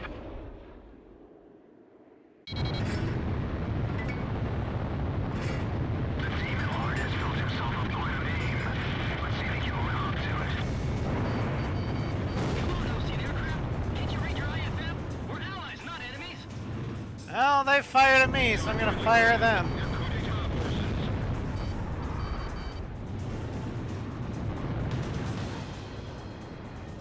What are you doing? The war's ended long ago.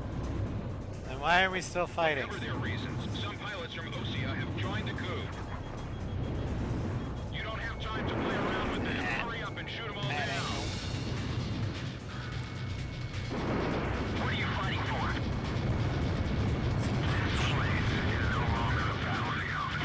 We are literally fighting over it. It is a battlefield. It's a discussion to decide the beginnings of a new era. Crashing greed is the cause of all conflict.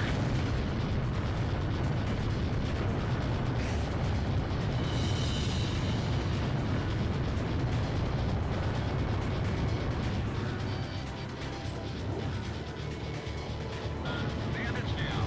Nice shooting. I will try. Destroying anything unnecessarily I'll try. is just as good as say. Son of a bitch. Captain, we can win this.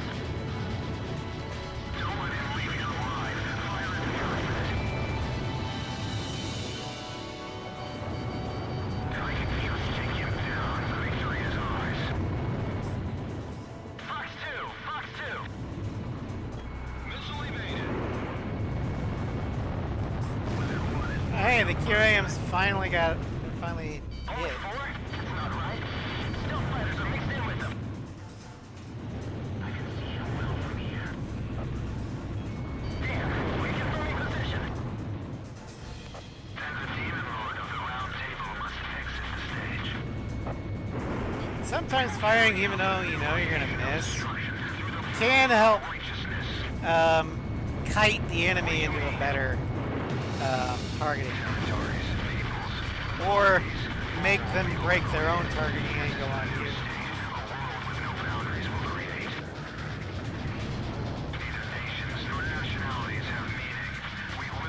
I don't know if the AI knows or is that sophisticated in the PS2 games, but, well, it was. But I know in 6, they'll tell you to shoot your gun to make them dodge into the way of the.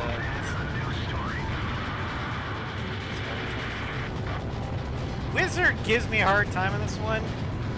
Sorcerer's not too bad. Cult is annoying as All enemy planes are down. There has been no change in plans, so stay on because course. there's Target destination. like 10 of them, and they're all stealth. And their QAMs are actually good.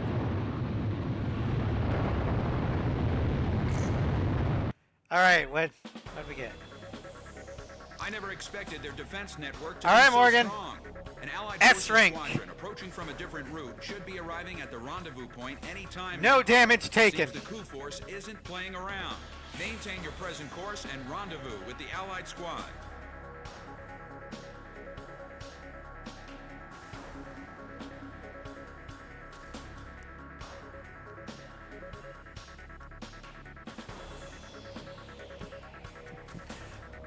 All right.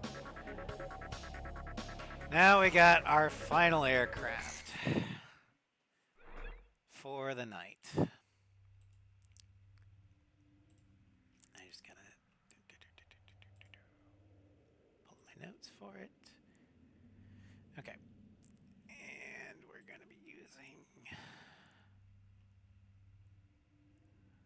that mission. Yeah, okay.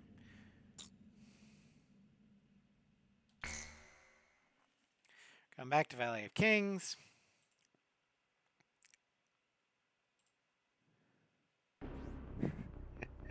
I'll transmit the latest data we've received from the Allied Well, I'm forces. glad I could. According to this, the dam is protected by an intensive do your sister anti-aircraft proud. defense network. To deal with this, the Allied squadron will draw anti-aircraft fire to itself in the skies. Meanwhile, GOM team will join the Allied squad's Avalon Dam strike team and approach the target at low altitude through the canyon. All right. That's the only way we stand a chance at succeeding. So our final aircraft for the night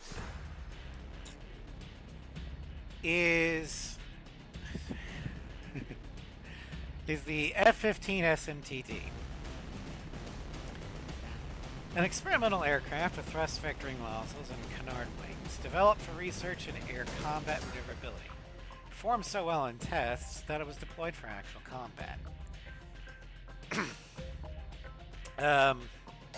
Real strange stats. The McDonnell Douglas F-15 STLO MTD, short takeoff and landing maneuver technology demonstrator, is a highly modified F-15. Developed as a tech demonstrator for two primary programs: the active, aka Advanced Control Technology for Integrated Vehicles, and the later Intelligent Flight Control System. Only one was produced. Originally it was built for the United States Air Force, and then later it was given to NASA.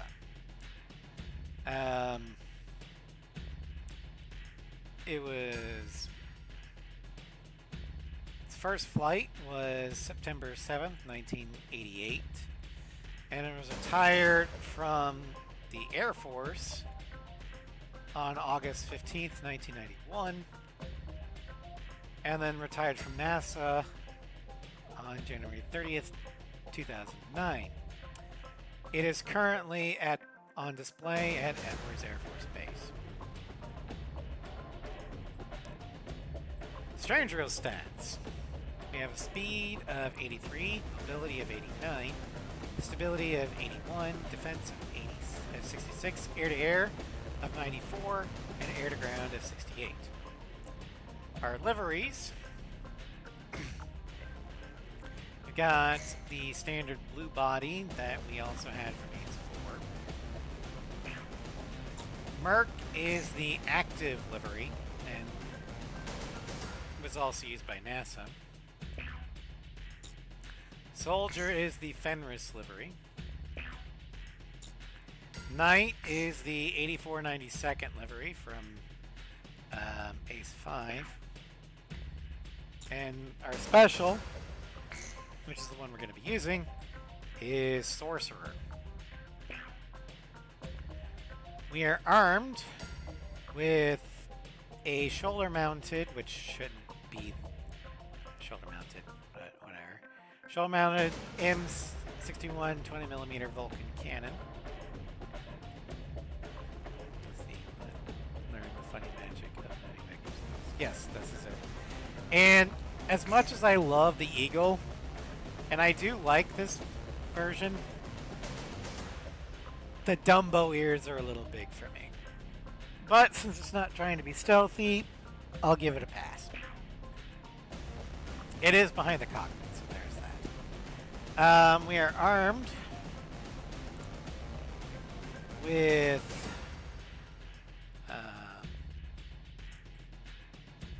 80 AIM-9M Sidewinders, 8 BLU-95 FABs, 14 NDBA Meteors. They wanted it to have the XLAA for some reason, but this thing can't mount the Phoenix, and there's no American missiles at the time that were long range.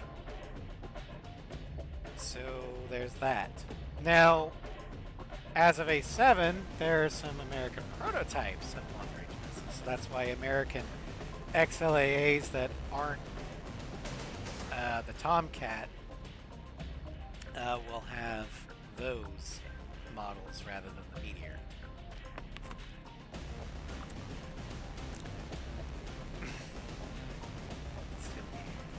much.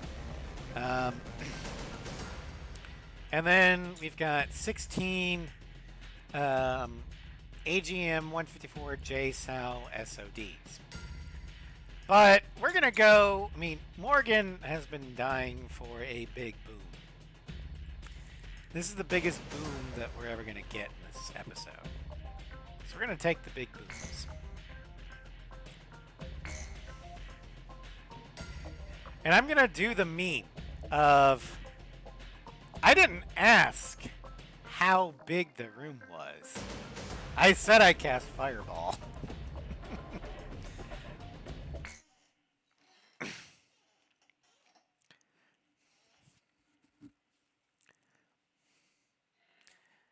XPO treatment? No. We're going into Avalon. Pilots, check your plane and prepare for refueling. I'm not good enough to do Refueling craft. to FAB the Valkyrie. I keep missing.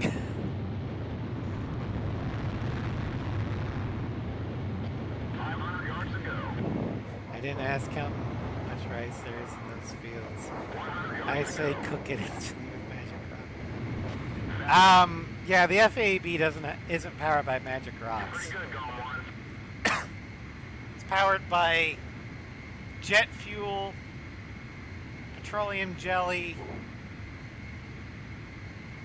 and hot air. That's why it's called a fuel air explosive bomb.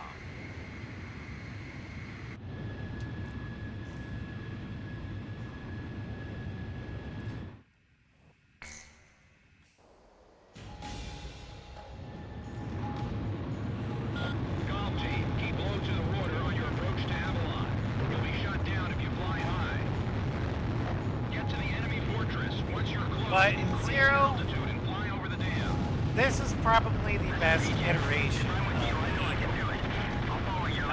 It has XLAAs and fire.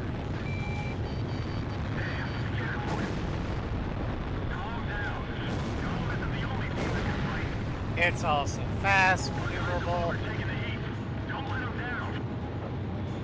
and it pains me to say it, but it's better than Cypher's Eagle. That being said, the Ace Zero Eagle is the best Eagle, or F-15C, in the franchise. Not peanut butter inside. No, peanut butter kills me. I get anaphylactic shock.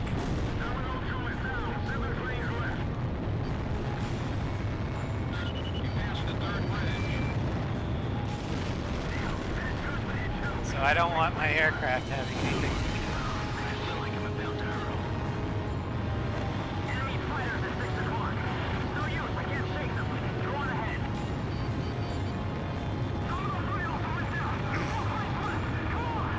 Although, speaking of Cypher's Eagle, I was browsing Nexus mods for A7 of late, and I found a mod that I really want to try.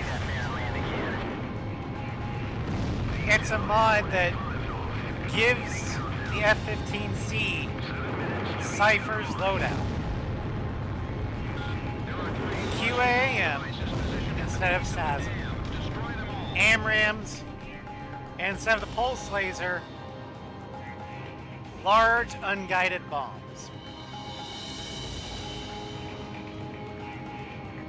I really want to try that out. To the meeting board. Those lines will give birth to new conflicts. Rising above countries and armies, our world with no boundaries will become one. For the ideal.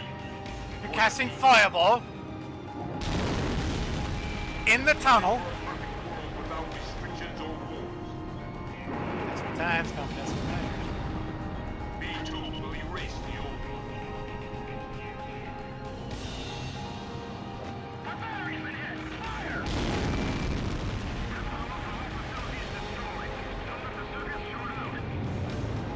not grounds, in atmosphere. So you get their attention.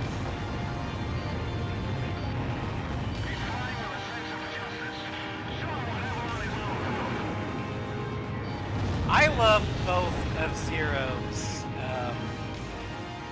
boss or final mission themes. Avalon is such a great track for these. Triumph through adversity. And then Zero's track of, well, Zero is it's Keike Kobayashi's magnum opus, and you can't convince me otherwise.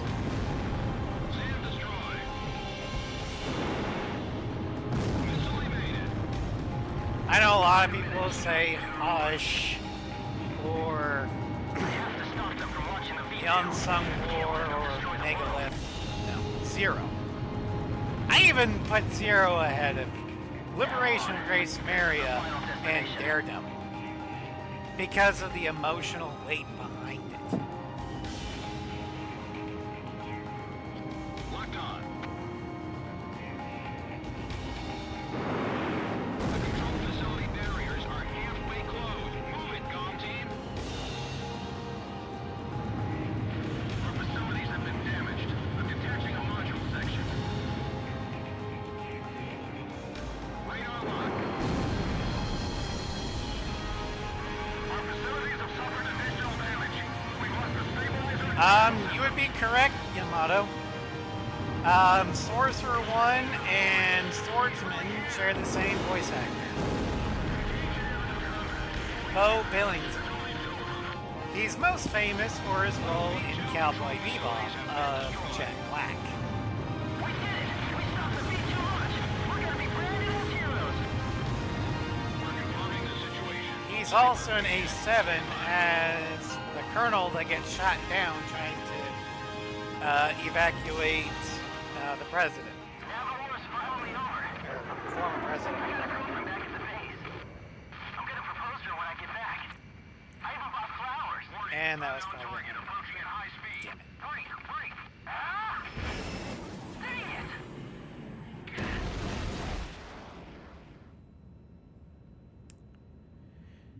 But anyway, that will be it for the night.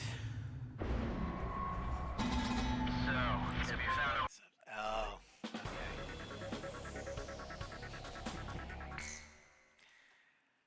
okay. Well, that will be the end of the stream for tonight. Tomorrow we've got Dragon Age Awakening in the afternoon, and Batman Arkham Knight in the evening. Saturday we have Cyberpunk 2077. Sunday, Baldur's Gate 3. Monday, Final Fantasy X-2. Wednesday, Horizon Zero Dawn. And in the evening, Ace Combat 4 Expert. And then next week will be the final episode of the Zero Showcase. And the aircraft that will be flying will be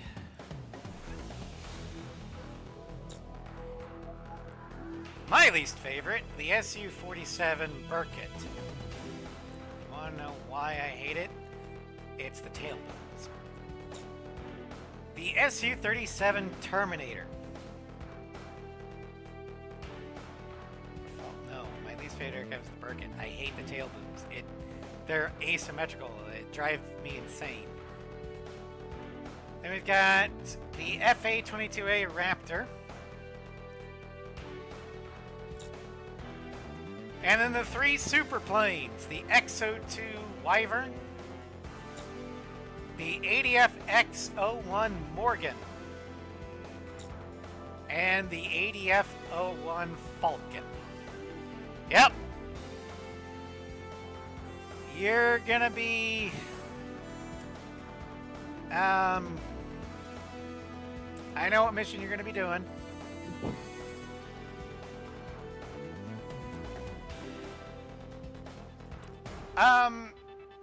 For anti-ground, I do prefer the Morgan. But for air-to-air, I prefer the Falcon. The Morgan's laser sucks. But there's an in-universe reason for that, and I'm okay with it. The Falcon's laser is much better, but it's 15 years worth of improvements better. It's not your fault, Morgan. You had the prototype laser. Any new invention is going to have bugs. It's not your fault. Your laser crawled so the Falcon's laser could soar. Anyway, that will be it for tonight. Thank you guys for joining me. I hope you had fun. And I will see you tomorrow with Dragon Age Awakening.